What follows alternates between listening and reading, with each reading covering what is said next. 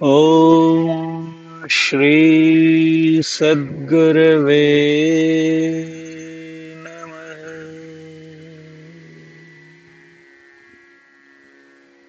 जय गुरु। सादर प्रणाम। नमस्कार श्रोताओं। सैक्रेड बायोग्राफीज व पावन जीवन वृत्तांत श्रृंखला के अंतर्गत आज एक नया साध चरित, एक नए महात्मा का जीवन वृत्त लेकर उपस्थित हूँ। वस्तुतः आज मैं आपको 3 विकल्प देने वाला हूं। आप उनमें से जो भी पसंद करेंगे उनका जीवन वृत्त आज हम लोग यहाँ पर सुनेंगे। क्या आप श्री शिवराम जी का जीवन वृत्तांत सुनना चाहेंगे? नहीं? तो दूसरा विकल्प है स्वामी गणपति सरस्वती के नाम से विख्यात महात्मा हुए, उनका जीवन वृत्तांत।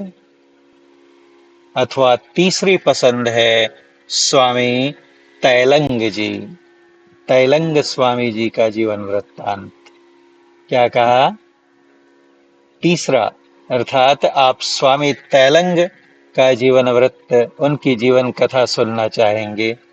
तो आइए हम लोग स्वामी तैलंग जी का जीवन वृत्तांत सुनते हैं। आपको यह जानकर सुखद आश्चर्य होगा कि यह तीनों नाम जो मैंने आपके समक्ष लिए वो उन्हीं के जीवन के अलग अलग पड़ावों पर नाम थे। उनके बचपन का नाम शिवराम था। उनकी जन्म तिथि के बारे में, जैसा कि लगभग हर एक महात्मा के बारे में सत्य है, एक मत, एक राय लोगों में नहीं है। तथापि बहुत लोग मानते हैं कि वो 280 या 300 वर्षों तक इस धरा पर रहे। उनकी जन्म तिथि के बारे में भी एक राय नहीं है। तथापि अधिकांश जगह जो तिथियां मिलती हैं वो हैं 1607 उनका जन्म का वर्ष था, और 1887 या कहीं पर पूरे 300 वर्ष या कहीं 300 से अधिक भी उनके जीवन के बारे में सुनने को मिलता है। और या कुछ लोगों का तो यहाँ तक आक्षेप है कि इस नाम के कोई व्यक्ति कभी हुए ही नहीं। ये मात्र एक कपोल कल्पित चरित्र है, लोगों की कल्पना की उड़ान है। इस बारे में पाश्चात्य विचारक अपने शोध के आधार पर लिखते हैं, रॉबर्ट अर्नेट लिखते हैं कि उनके चमत्कार अच्छी तरह से प्रलेखित थे, अर्थात उनके दस्तावेजी प्रमाण हैं, और उनकी चमत्कारिक शक्तियां ऐसी थीं जिन्हें मिथक कह के खारिज नहीं किया जा सकता, जिन्हें मिथ्या कह के, मिथ कह के रिजेक्ट नहीं किया जा सकता, क्योंकि उनके द्वारा किए गए चमत्कार जीवित लोगों के द्वारा सुने और देखे गए थे। उनके बारे में यहां तक कहा जाता है कि वे 300 वर्ष तक रहे और काफी स्थूल काय थे। उनका वजन 140 किलोग्राम से भी अधिक था।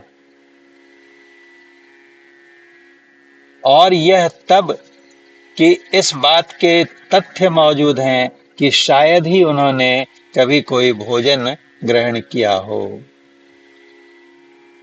ऐसे चमत्कारी तैलंग स्वामी जी का जीवन वृत्त आइए आज के इस श्रृंखला में हम लोग श्रवण करते हैं। पूज्य श्री तैलंग स्वामी, त्रिलंग स्वामी, त्रैलंग स्वामी व त्रिलंगा स्वामी का जीवन वृत्त।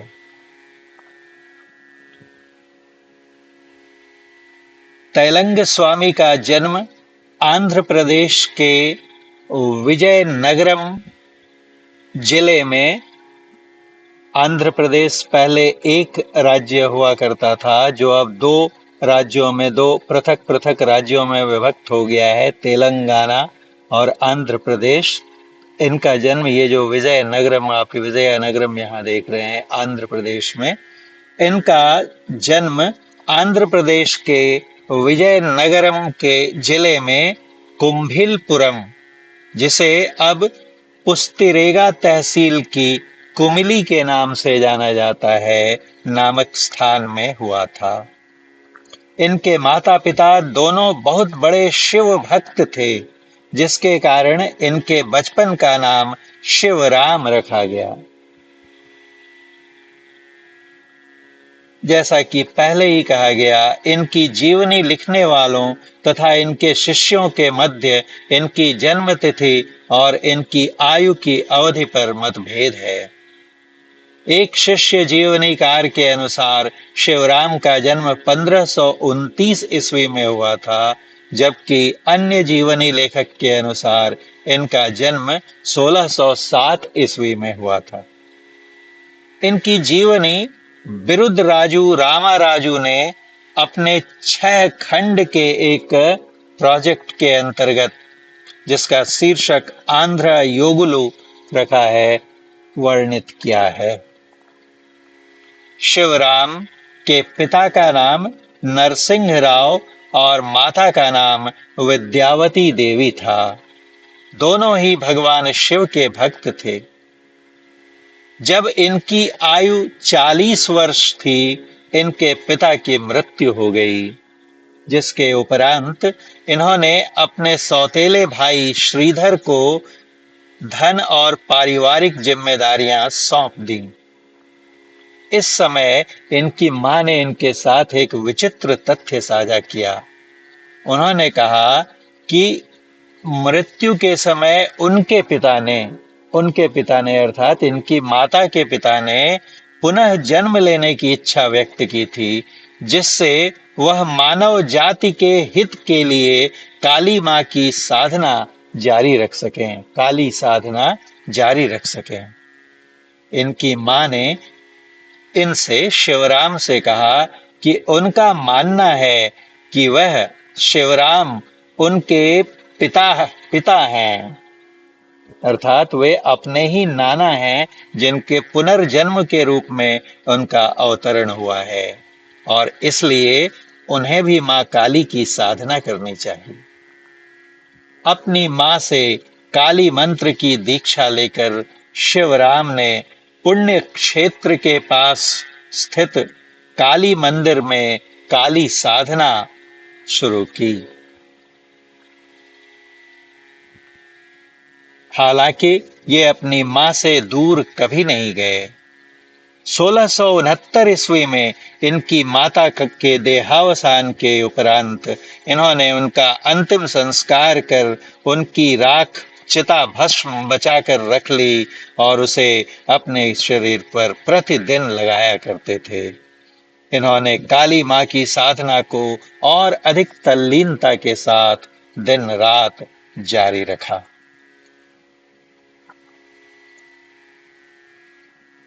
इसी बीच ऐसा हुआ कि 20 वर्ष की साधना करने के बाद 1679 में पंजाब में इनकी मुलाकात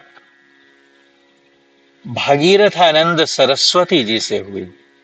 भगीरथ पंजाब के स्वामी भगीरथानंद सरस्वती जी से हुई, जो इनके गुरु बने। भगीरथानंद जी ने शिवराम को सन्यास में दीक्षित किया और इनका नाम स्वामी गणपति सरस्वती रखा। इसलिए मैंने दूसरा विकल्प स्वामी गणपति सरस्वती का दिया था। गणपति ने कथित तौर पर गंभीर तपस्या का जीवन व्यतीत किया और तीर्थ यात्रा पर चले गए। 1733 में प्रयाग पहुंचे और अंत में 1737 में वाराणसी में बसने से पहले दशनामी संप्रदाय के एक सदस्य बन गए और 1737 ईस्वी से लेकर लगभग 150 वर्ष अपने जीवन के इन्होंने काशी वाराणसी में व्यतीत किए और वहां अपने दशनामी संप्रदाय में और काशी में इन्हें त्रैलंग स्वामी के नाम से या तेलंग स्वामी के नाम से जाना जाने लगा। इनके पिछले दोनों नाम गौण हो गए और आज भी ये तेलंग स्वामी के नाम से व त्रैलंग स्वामी के नाम से ही विख्यात हैं, लोकप्रिय हैं। इनका नाम त्रैलंग व तैलंग क्यों पड़ा, इसके बारे में तो कहीं पढ़ने को मिला नहीं, लेकिन जिज्ञासावश मैं इंटरनेट पे सर्च कर रहा था, ढूंढ रहा था, तो ढूंढते ढूंढते एक मुझे सूचना मिली कि तेलंगाना का जो राज्य है वहां पर 3 पहाड़ कालेश्वर, श्रीशैल और भीमेश्वर हैं, जिन पर 3 शिवलिंग हैं। इसलिए इस देश का नाम त्रिलिंग व त्रिकलिंग पड़ा, या त्रिलंग, त्रिलंगा, और उसी से तेलंग और तेलंगाना हो गया। इसलिए वहां के लोग, क्योंकि ये तेलुगु प्रदेश के थे, तेलंगाना प्रदेश के थे, संभवतः इन्हें तैलंग स्वामी व त्रैलंग स्वामी व त्रिलंगा स्वामी कहकर पुकारने लगे होंगे। ऐसा इस प्रसंग को पढ़ने के बाद, इस सूचना को अधिगम करने के बाद मुझे प्रतीत होता है, यद्यपि मैंने कहा कि इसका कहीं मुझे कोई प्रमाण नहीं मिला है।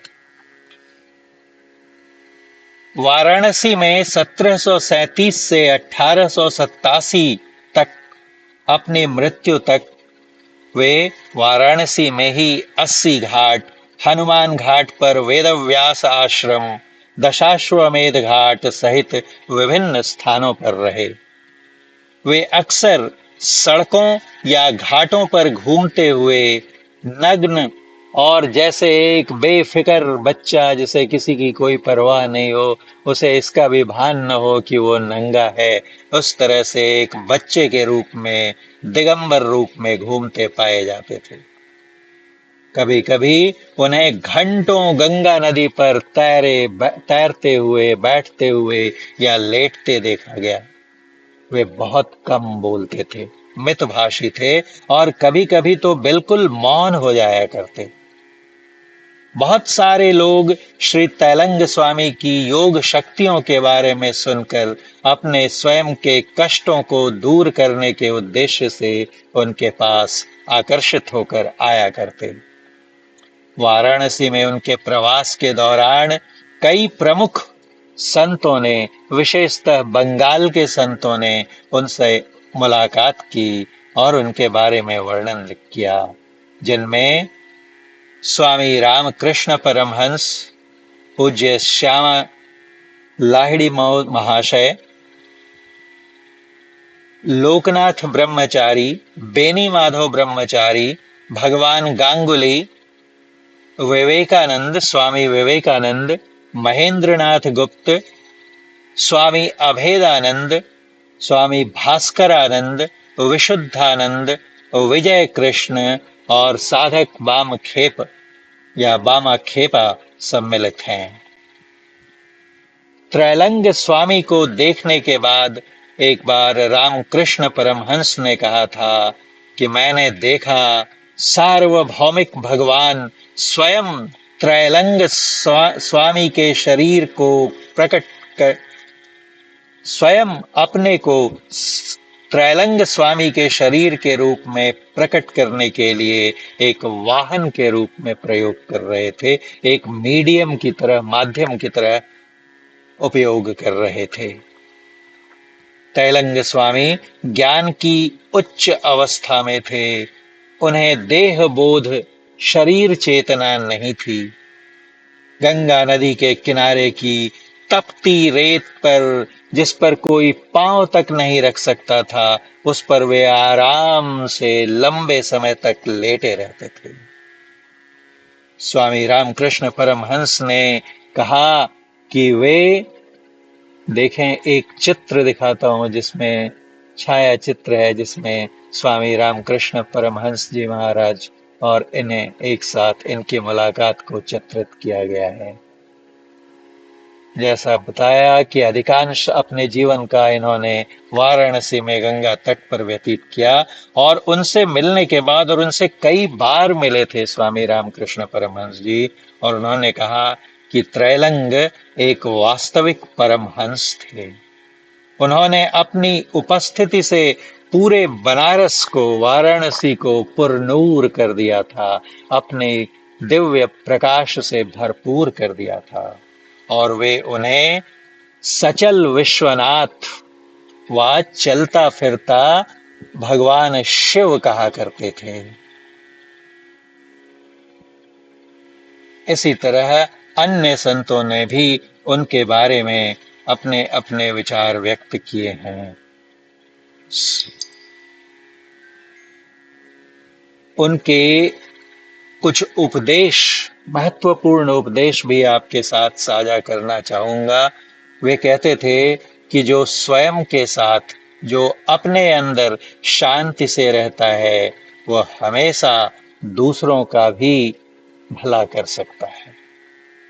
भाषा हमेशा भ्रम उत्पादक होती है, इसलिए व्यक्ति को इसमें पूर्णतः निपुणता हासिल करनी चाहिए और आत्म अनुशासन विकसित करना चाहिए, ताकि जितना आवश्यक हो उतना ही बोला जाए।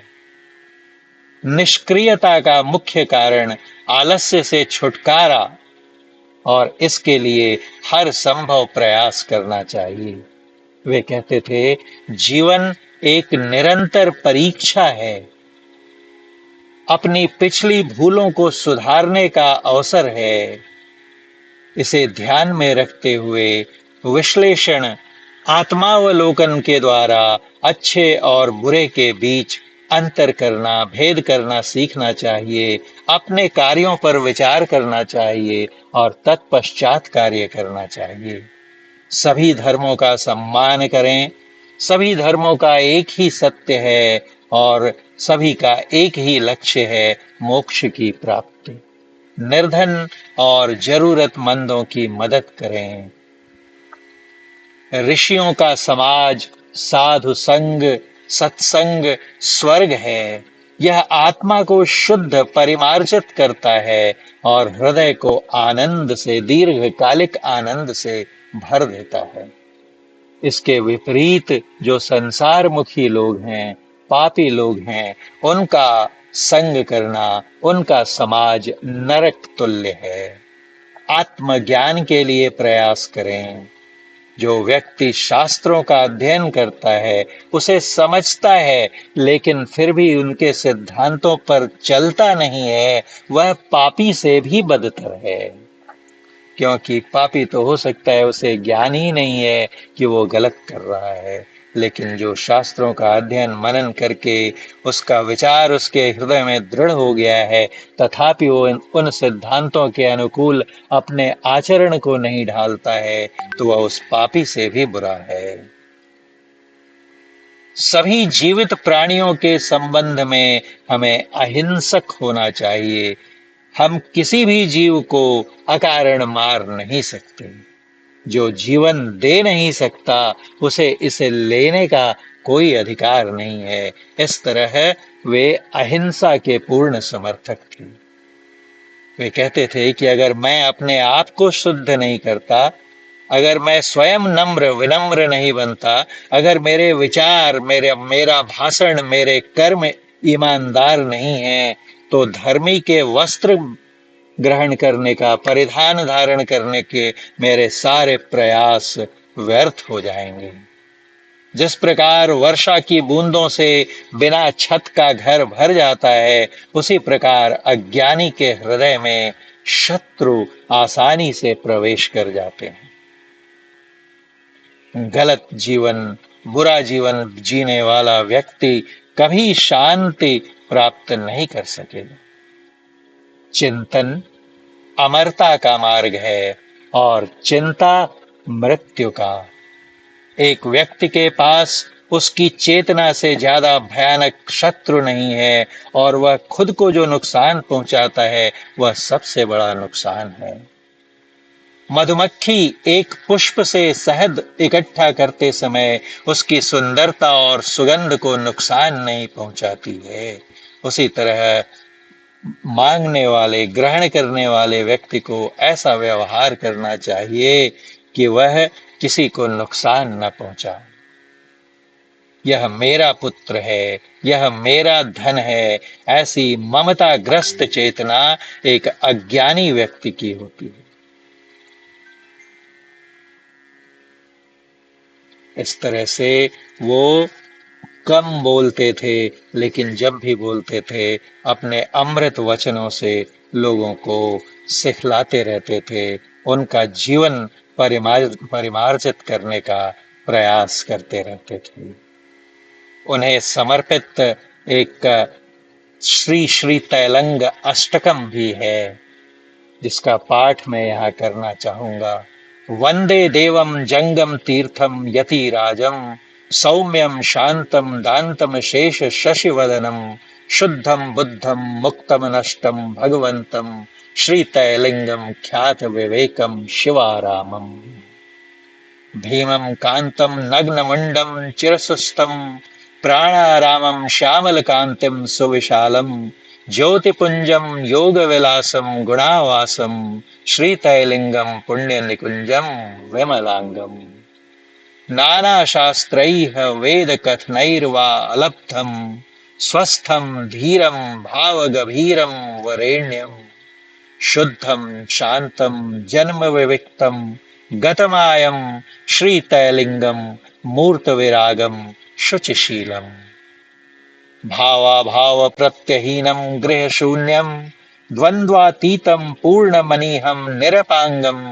नित्यानंदं प्रेम विहगं समचित्तं श्रीतैलिंगं त्यक्त विकल्पं शिवकल्पम् जीवन मुक्तं ध्यान नियुक्तं गुणमुक्तं मायातीतं मनोविहीनं जन्मानन्यं ब्रह्मानंदं सुषत बुद्धिं धृतिमौनं श्रीतैलिंगं दीनदयार्द्रं शिवारामम् सत्याभीष्टं ज्ञानगरिष्ठं गतमोहनं स्वेच्छा मृत्युं निर्मज्जत कामं नतवामं गंगानंदं मंगलाखंडं सुकुमारं श्रीतैलिंगं कीर्तिकिरीटं कलिभीष्मम् वाराणस्याम लोकहितार्थं निवसन्तं संख्यातीतैर्भक्तसमूहैः शतवर्षं नित्यभक्तिपूजित पादाम्बुयुग्मं श्रीतैलिंगं तपस्सूर्यं नापवर्ज्यम् यो वाज्यन्तोऽसत्वन्तिमानं गम्यमानं मायाशक्तं तपश्शक्तं शूलिमन्यं लोकानां नो लौकिकमनैरभिगम्यं वन्दे देवं मूर्तमहेशं भजनीयम्। मूर्त महेश, शिव का मूर्त रूप कहा इसमें स्वामी तैलंग जी को और उनकी उपासना की।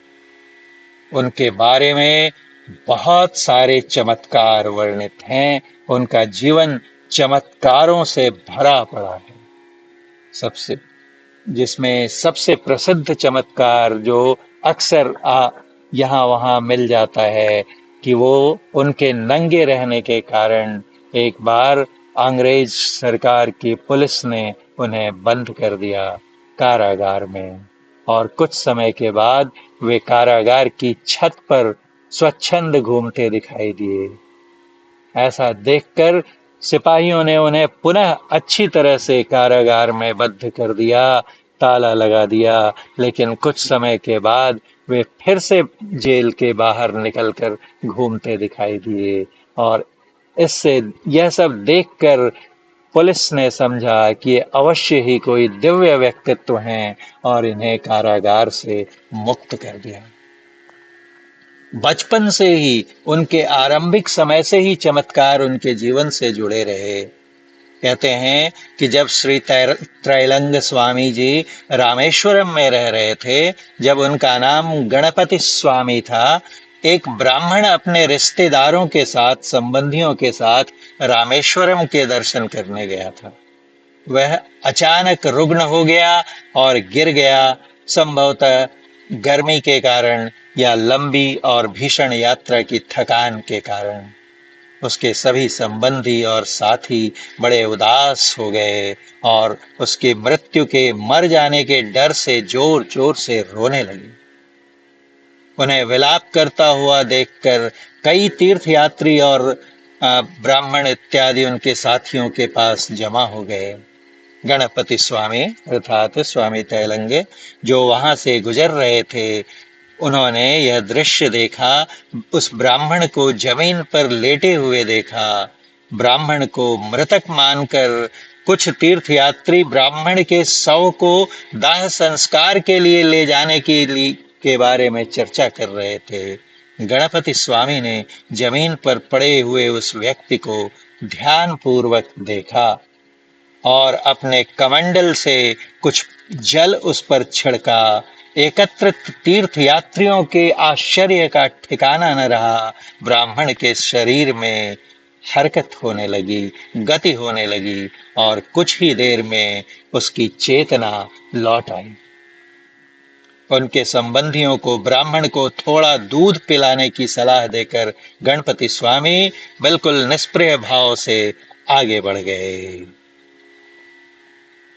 एक बार कहते हैं कि वे नेपाल की यात्रा कर रहे थे और वहां पर अपने योग और ध्यान को जारी रखने के लिए वन्य प्रदेश में एक शांत एकांत स्थान ढूंढ निकाला। वहीं नेपाल के राजा शिकार करने उसी क्षेत्र में आए। एक बाघ का उनके शिकारी दल ने पीछा किया, उस पर गोली चलाई। बाघ भयभीत और घबराया हुआ, गोली उसे लगी नहीं, पर बाघ भयभीत होकर बेतहाशा दहाड़े मारता हुआ शिकार करने वाले दल से दूर भाग गया। अपनी रक्षा के लिए उसने त्रैलंग स्वामी जी के आश्रम में शरण ली। करुणाकर स्वामी जी ने दया भाव से उस बाघ का स्पर्श किया और उसकी गर्दन के पास जो बाल होते हैं, जिन्हें अयाल कहते हैं, उनमें अपनी उंगलियां फिरानी शुरू की। बाघ शांत हो गया और स्वामी के पैरों के पास बैठ गया, गोया एक घरेलू बिल्ली व कुत्ता हो। शिकारी दल बाघ का पीछा करते हुए आश्रम पहुंचा और यह दृश्य देखकर आश्चर्यचकित हो गया। बाघ और स्वामी दोनों को अविश्वास से घूर रहे थे कि एक हिंस्र प्राणी बाघ, जो कुछ क्षण पूर्व क्रोध और भय से दहाड़ रहा था, अभी उनके चरणों में भीगी बिल्ली की तरह कैसे बैठा हुआ है। उनसे राजा इतने प्रभावित हुए कि वे उपहार स्वरूप उन्हें गहने और हीरे लेकर उनकी सेवा में उपस्थित हुए। स्वामी जी ने राजा से प्रेम पूर्वक बात की, लेकिन उनके उपहारों को बिल्कुल निष्प्रह और निष्काम भाव से वापस कर दिया। एक बार जब त्रैलंग स्वामी जी अपने नियमित ध्यान में लगे हुए थे, तो उन्होंने एक महिला के रोने की आवाज सुनी, जो अपने 7 वर्षीय मृत बेटे को अंतिम संस्कार के स्थान पर ले जा रही थी। उदास और लाचार दिख रहे कुछ लोग उसके पीछे पीछे चल रहे थे। वह स्त्री पहले से ही विधवा थी और उसके जीवित रहने का एकमात्र सहारा पुत्र भी अब मर चुका था। उसने स्वामी की ओर उसकी दृष्टि स्वामी जी पर पड़ी और मानो किसी अज्ञात शक्ति से प्रेरित होकर उसने अपने पुत्र के शरीर को उनके चरणों में रख दिया। कुछ देर के लिए वह पुत्र शोक भी भूल गई। स्वामी जी ने लड़के के मस्तक को स्पर्श किया और वह होश में आ गया, वह पुनर्जीवित हो गया। और इसके पहले कि दर्शक कुछ समझ पाते, स्वामी जी वहां से अदृश्य हो गए। कहते हैं 1726 ईस्वी में स्वामी जी नर्मदा नदी के तट पर मार्कंडेय आश्रम में प्रकट हुए और वहां उन्हें महान साधकों और ऋषियों के साथ विचारों का आदान प्रदान करने का अवसर मिला। खाकी बाबा के नाम से एक प्रसिद्ध संत वहां काफी वर्षों से रह रहे थे। वे गहरी मध्यस्थता में नदी के किनारे बैठ जाते थे, खोए हुए। एक दिन वे पानी पीने के लिए नदी में उतरे और उन्हें आश्चर्य हुआ कि पानी दूध की तरह सफेद था। उन्होंने अपना सिर उठाया और देखा कि एक नया स्वामी, स्वामी त्रैलंग जी, अपनी हथेलियों के प्याले से, अंजुलि से नदी में पानी पी रहा था। जब उसने खुद जल निकाला तो वह सफेद नहीं था। खाकी बाबा ने अनुभव किया कि जब स्वामी नदी को छू रहे थे तो वह दूधिया हो जा रहा था। आश्रम लौटकर उन्होंने अन्य ऋषियों को जब इस घटना के बारे में सुनाया तो वे सब स्वामी जी को एक कुशल योगी के रूप में मानने लग गए। 1733 ईस्वी में वे मार्कंडेय आश्रम से प्रयाग के लिए रवाना हुए। एक दिन जब वे बैठे हुए नदी की ओर देख रहे थे तो उन्होंने देखा कि कुछ तीर्थयात्री नाव में किनारे की ओर जा रहे थे। अचानक आकाश में मेघ छा गए और तेज हवाएं चलने लगी। वृष्टि शुरू हो गई और कुछ ही मिनटों में बहुत तेज हो गई, परंतु स्वामी वर्षा में अचल अविचल बैठे रहे। जब हर कोई आश्रय के लिए दौड़ रहा था, एक राम तारक भट्टाचार्य स्वामी के पास पहुंचे और उन्हें आश्रय लेने के लिए मनाने का प्रयास किया, पर स्वामी केवल मुस्कुराए और उनसे उनकी चिंता न करने को कहा। स्वामी जी ने उनसे कहा कि नाव डूबने वाली है और उन्हें तीर्थयात्रियों को बचाना है। ऐसा वे कह ही रहे थे कि नाव पानी में डूब गई और स्वामी जी गायब हो गए। राम तारक अवाक देखता रह गया। आश्चर्य अचरज भरी निगाहों से उसने नदी की ओर देखा। कुछ ही मिनटों में नाव सभी यात्रियों को सुरक्षित लेकर तट पर आ गई और उनके साथ नग्नावस्था में स्वामी जी।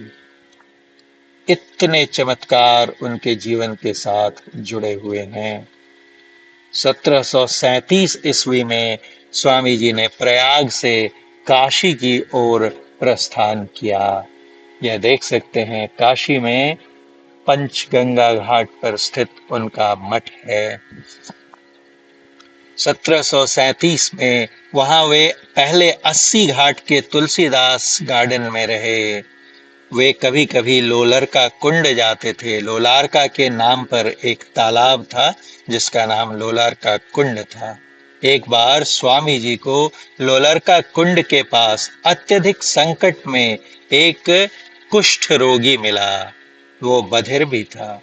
उस व्यक्ति का नाम ब्रह्मा सिन्हा था, जो अजमेर से पवित्र स्थान पर दिव्य कृपा और अपनी व्याधि से मुक्ति के लिए आया था।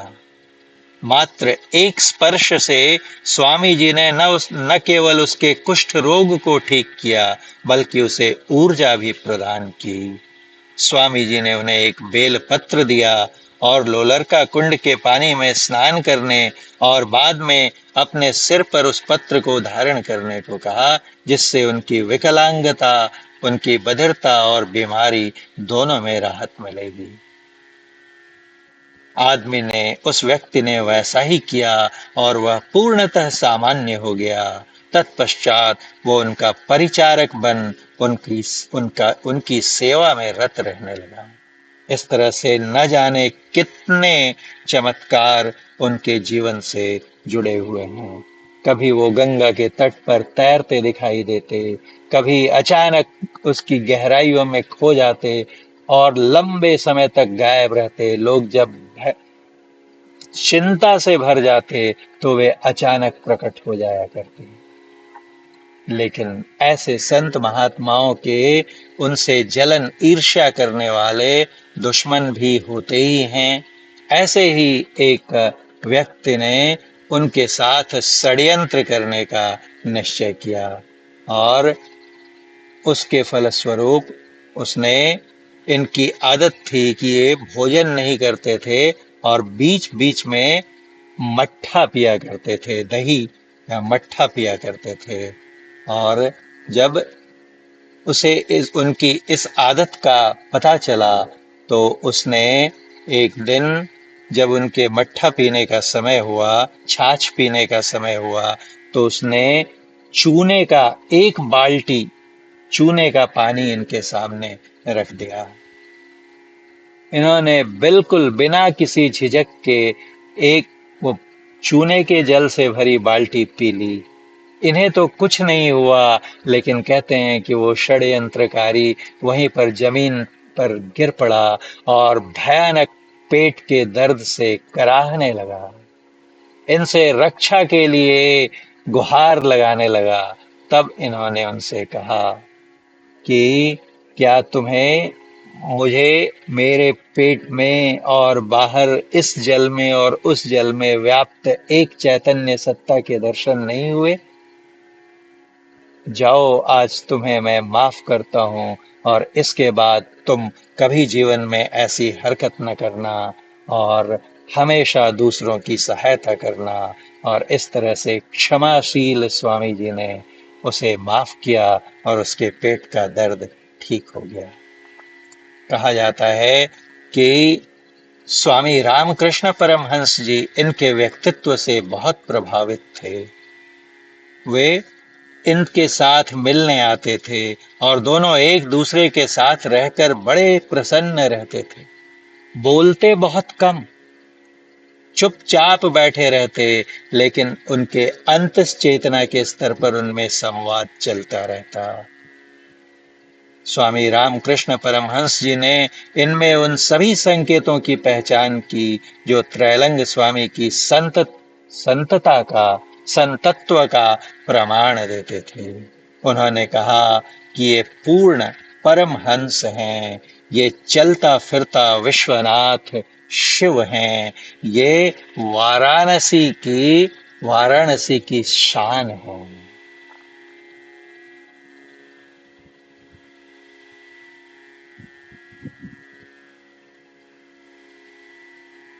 इसी तरह से कहते हैं कि एक बार ये बाबा कीनाराम जी के आश्रम में गए। बाबा कीनाराम जी वहीं पास में रहते थे और वो अघोरियों के गुरु थे।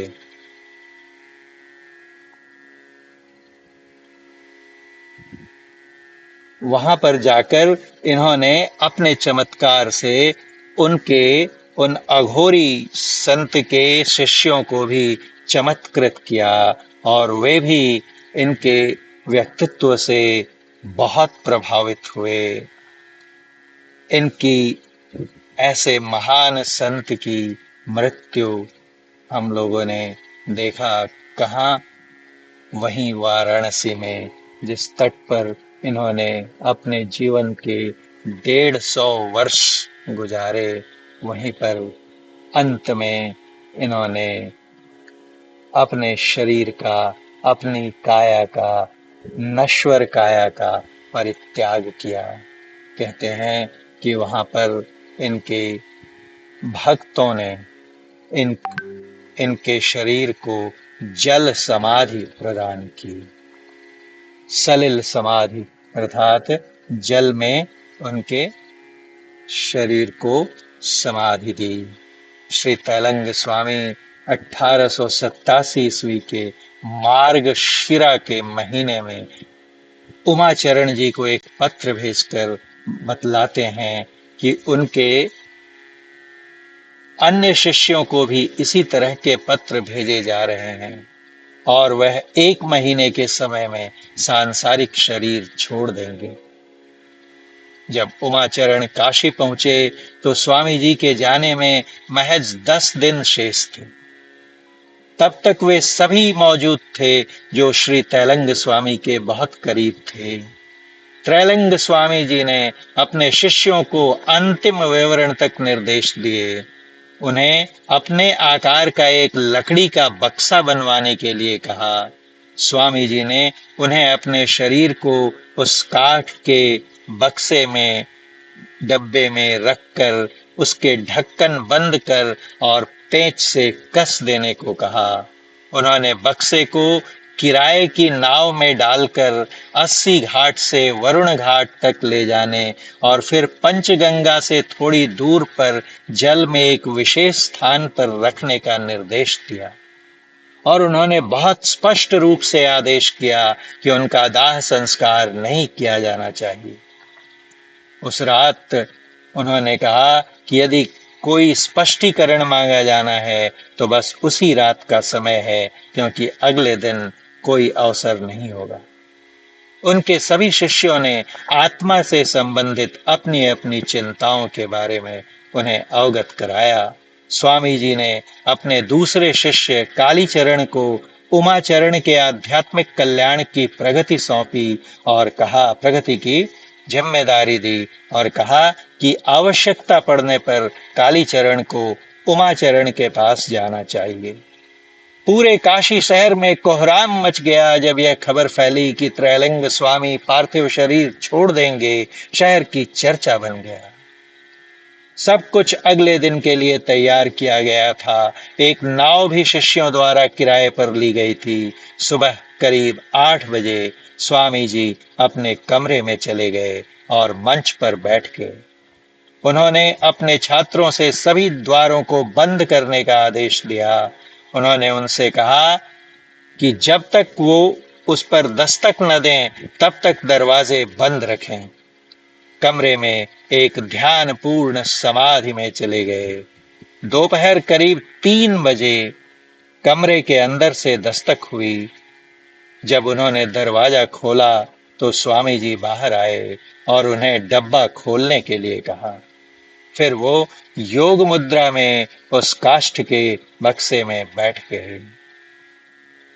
इस प्रकार ईस्वी संवत 26 दिसंबर 1887 को पौष के पूर्व भाग के कृष्ण पक्ष के 11वें दिन अपराह्न काल में श्री तैलंग स्वामी ने अपना नश्वर शरीर छोड़ दिया। उस समय वे 280 वर्ष के थे। शिष्यों ने उनके निर्देशानुसार बक्से का ढक्कन बंद कर दिया और उसे जो जो मार्ग बतलाया था उस मार्ग में एक जुलूस के तौर पर ले गए। नाव शुरू होने से पहले ही कई लोग उसमें सवार हो गए। उस दिन सभी घाटों पर भारी भीड़ थी और थी एक गहरी निराशा कि अब वो चमत्कारी व्यक्तित्व जो बिना बोले उनके कष्ट हरता था, जो बनारस को एक आध्यात्मिक चेतना से भरपूर रखता था, अपने दिव्य प्रकाश से प्रकाशित रखता था, वो अब नहीं रहा, अपने शरीर में नहीं रहा, तथापि अव्यक्त रूप में अपने भक्तों के हृदय में वे आज भी निवास करते हैं। इन महात्मा को बारंबार भूमिष्ठ नमन। आशा है आपको यह जीवन वृत्तांत अच्छा लगा होगा। यदि पसंद आए तो कृपया अपने विचार तो लिखें ही, इस चैनल को, वाहिनी को स्वीकार व सब्सक्राइब भी अवश्य कर लेंगे। शीघ्र ही एक और साध चरित्र लेकर आपकी सेवा में उपस्थित होऊंगा। तब तक के लिए अनुमति प्रदान करें। जय गुरु, नमस्ते।